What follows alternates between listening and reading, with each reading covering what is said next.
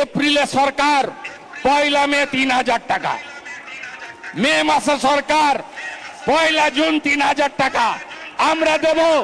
বেকার যুবক ভাই বোনেরা, বেকার ভাতা সমাধান নয়, বেকার ভাতা সাথে সাথে কর্মসংস্থান। মহারাষ্ট্রে করেছে বিজেপি সরকার, এনডিএ সরকার। গ্রাজুয়েট বেকার যতক্ষণ না চাকরি পায় 6000, নন গ্রাজুয়েট বেকার যতক্ষণ না চাকরি পায় 4000 টাকা। তখন থেকে এলি ভ্যাক ভ্যাক করছে। কি দিয়েছে আমরা কবে থেকে বলছি ভাই, কবে থেকে বলছি ভাই, কি দিয়েছে নরেন্দ্র মোদী? দেবে নয়, কি দিয়েছে সেটা বলো। তোমার বাবা হয়, তোমার বাবাকে জিজ্ঞাসা করো যে তোমার বাবা 12 বছর দেশের ক্ষমতায় বসে থেকে দেশের মানুষের জন্য কি করেছে।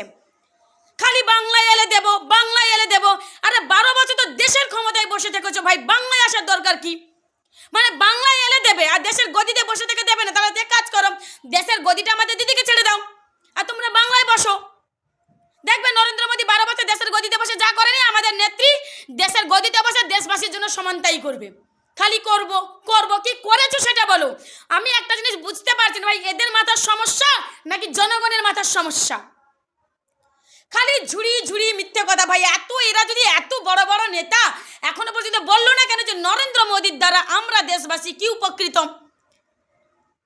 দেশটা তো নরেন্দ্র মোদীর হাতে রয়েছে। শুভেন্দু অধিকারীকে বলছি, দেশটা তো নরেন্দ্র মোদীর হাতে রয়েছে।